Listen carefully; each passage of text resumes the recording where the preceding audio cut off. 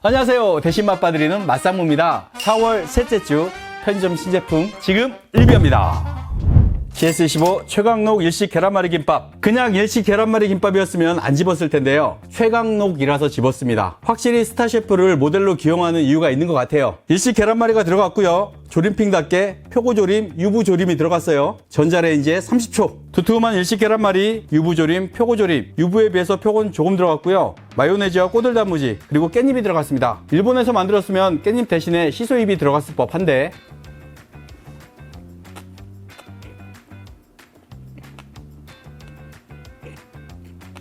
일식 계란말이라고 하면 단맛이 강할 것 같은데요. 단맛은 약한 편, 짠맛도 적어요. 담백하고요. 유부와 표고조림에서 나오는 감칠맛이 좋습니다. 조미료 맛, 근데 이게 좋아요. 그리고 마요네즈의 고소한 맛, 깻잎은 많이 안 들어가서 향이 약해요. 그리고 제 입맛에 가장 맞는 게 계란말이와 이 조림보다도 아삭아삭한 꼬들단무지, 이게 킥인데요.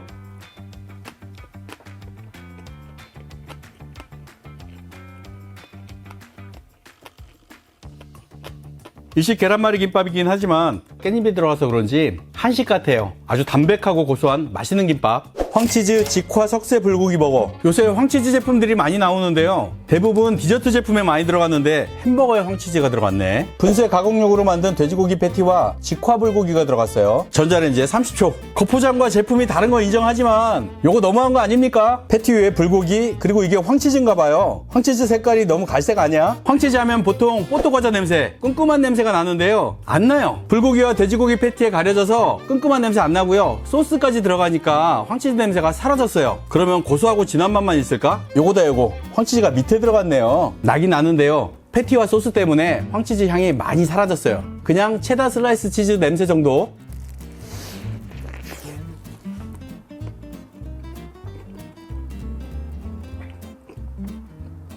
밑에는 황치즈 소스, 위에는 햄버거 소스 같은데요. 이게 데리야끼 소스도 아니고 양송이 스프 같이 걸쭉해요. 맛도 좀 진하고 두 가지가 섞여지니까 진하다기보다는 좀 텁텁한 맛이 납니다. 그렇다면 보통 치즈버거 같은 맛이냐? 아니에요. 그 치즈 맛이 그렇게 강하지도 않아요. 맛이 없지는 않은데 익숙한 맛이고요. 좀 텁텁합니다.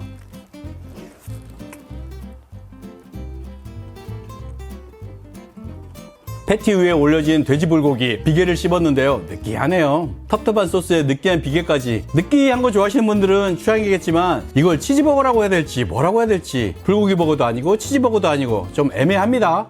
매콤 숯불맛 장어구이. 5,900원에 장어구이를 먹나 싶었는데요. 장어구이 맞긴 맞는데 말린 장어포예요. 가격을 보아하니 민물장어는 아닐 것 같고 바다장어일 거예요. 장어포는 베트남산, 안주로 먹기 좋은 프라이드 오징어를 생산하는 아라움에서 만들었어요. 그러니까 안주 전문 회사에서 만들었으니까 기본은 하겠죠. 이거 데워 먹냐 그냥 먹냐, 그냥 먹어야 될 것 같은데. 먹다 남으면 보관하라고 지퍼백까지. 이것만 봐서는 명태포인지 오징어포인지 모르겠죠. 그런데 뒤집으면 장어 맞다. 냄새는 진미 명태포, 오징어포하고 비슷해요. 장어포를 눌러서 석쇠에 구운 것 같은데요. 매콤한 물엿 코팅이 돼 있어요.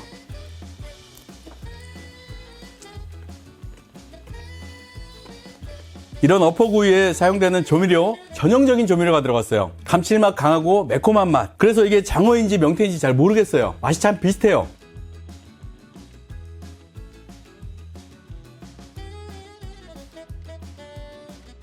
명태포보다는 조금 더 부드럽고 잘 찢어집니다.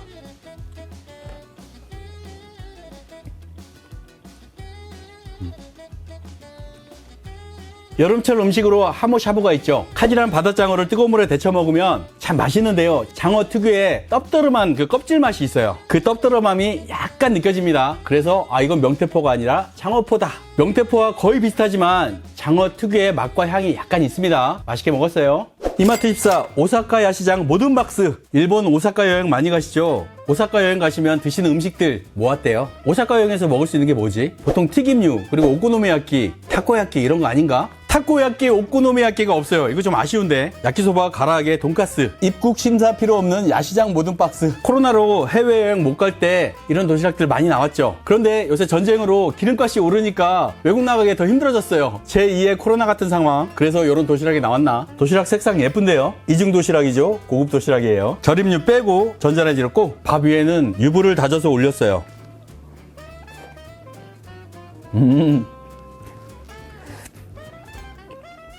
유부초밥 맛이 나네요. 평소에 이렇게 해서 먹어도 괜찮을 것 같아요.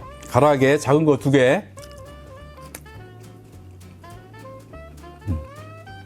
닭다리살 식감 괜찮은데요. 돈까츠,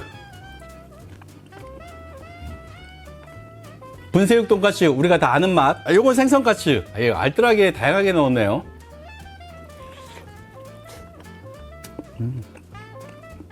생선까츠는 생선살 맛 때문에 눅눅해도 맛이 괜찮아요. 야끼소바.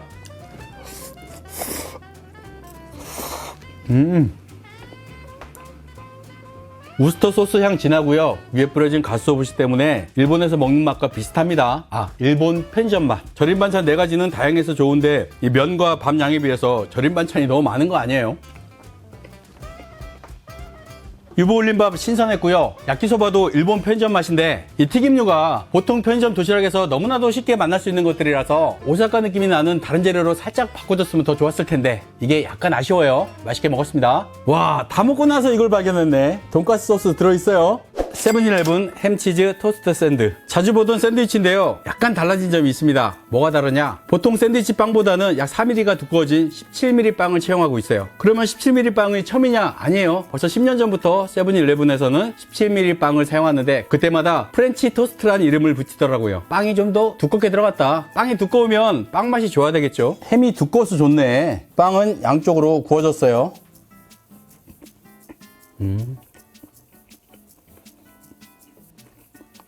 빵이 두꺼우니까 기름에 구워진 쪽은 쫀득하고요. 안쪽은 포실포실해서 식감을 다양하게 느낄 수 있습니다. 햄은 두꺼워서 씹는 맛이 좋고요. 치즈와 에그 스크램블은 익숙한 맛. 드레싱이 달콤한데요. 키위 드레싱을 넣었어요. 우리가 이케아는 이삭 토스트하고 비슷한 맛. 그런데 이삭 토스트보다는 조금 덜 달아요.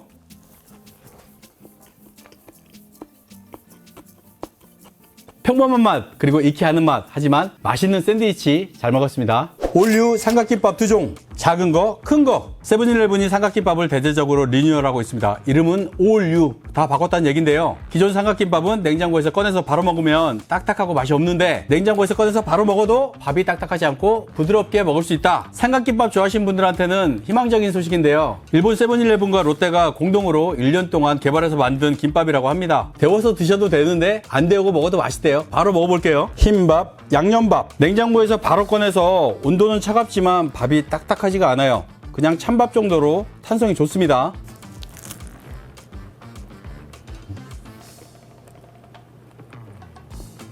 전자레인지에 데우지 않으니까 김도 바삭하고 맨밥에 단짠한 소가 참 맛있네요.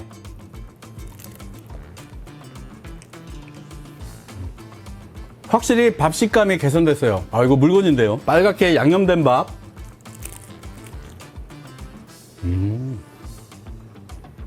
양념된 밥도 기존 제품보다는 밥 식감이 좋은데요. 양념 때문인지 약간 부른 느낌이에요. 그래서 세븐일레븐 올류김밥을 먹을 때는 제 생각이지만 양념된 밥보다는 흰밥을 먹는 게 밥 식감을 더 좋게 느낄 수 있을 것 같아요. 잘 나왔네요.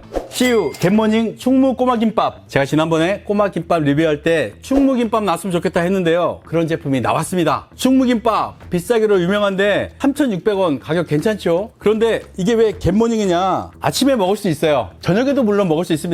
CU에서 겟커피를 운영하고 있죠. 이 겟커피와 같이 사면 1,500원짜리 커피가 1,000원, 두 개 합해서 4,600원. 그렇게 할인한다는 얘기예요. 뚜껑 제거하고 전자레인지에 40초. 꼬마 김밥 5개, 그리고 충무 김밥의 핵심. 오징어 무침이야, 이거 볶음이야. 볶음 같은데. 그리고 무말랭이가 들어갔어요. 안에 소가 없는 꼬마 김밥에는 참기름이 발라져 있어서 고소해요. 요거는 정통 충무 김밥. 그런데 오징어는 이게 볶음인지 무침인지 먹어봐야 되겠다.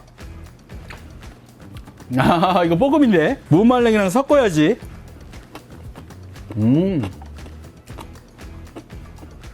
나름 해석을 잘했네요. 원래 충무김밥에 들어가는 오징어도 살짝 데친 오징어를 묻혀주는 건데요. 이건 살짝 볶았어요. 그런데 볶은 오징어가 들어가면 충무김밥일 리가 없잖아요. 그래서 약간 새콤한 무말랭이랑 섞어서 먹으면 충무김밥에 오징어와 김치 같은 그런 맛이 납니다. 희한하게 세팅을 잘했는데요.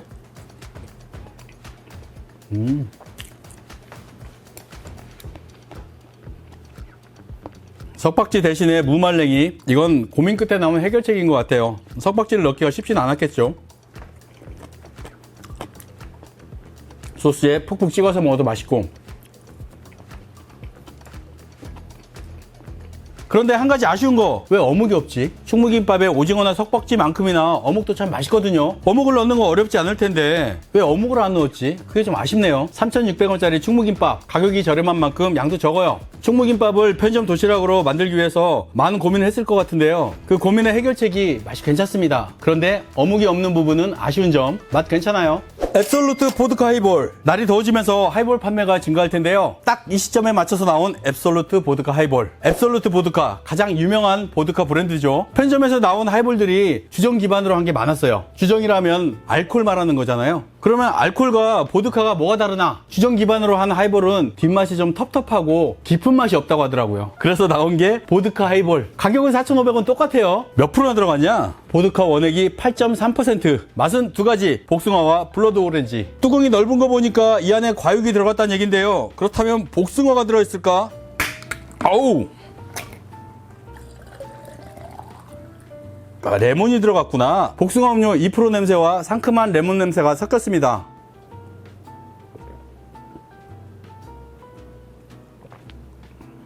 복숭아 음료 향이 강하고요. 단맛은 진하지 않아요. 그리고 뒷맛에 레몬의 쌉싸름함이 있습니다. 깔끔하고 괜찮은데요.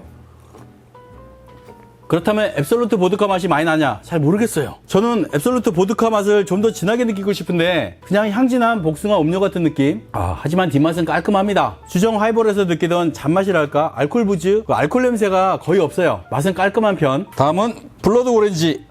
여기에는 오렌지가 들어가 있겠지?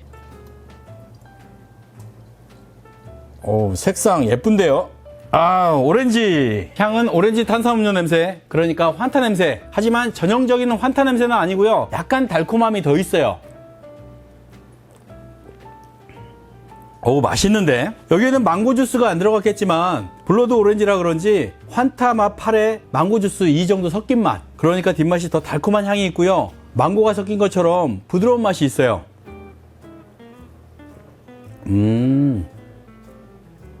달콤한 뒤에 끝에 남는 보드카의 강한 느낌. 두 개가 거의 비슷할 줄 알았는데요. 복숭아에서 느끼지 못한 보드카 맛이 진하게 들어오는 부분이 있어요. 왜 다른 거지? 맛있다고 홀짝홀짝 먹다가는 훅 가는 그런 술. 맛 괜찮은데요. 여기에 큰 얼음 한 덩어리를 넣어서 먹으면 더 맛있게 먹을 수 있을 것 같아요. 4월 셋째 주 추천 제품 GS15 최광록 일식 계란말이 김밥, 세븐일레븐 올류 삼각김밥. 저는 양념된 밥보다는 맨밥이 더 맛있더라고요. 시우 앱솔루트 보드카 하이볼, 이것도 저는 피치보다는 블러드 오렌지가 더 맛있었습니다. 저는 다음 주에 다시 올게요. 맛상무였습니다. 고맙습니다. 맛있는 맛상무.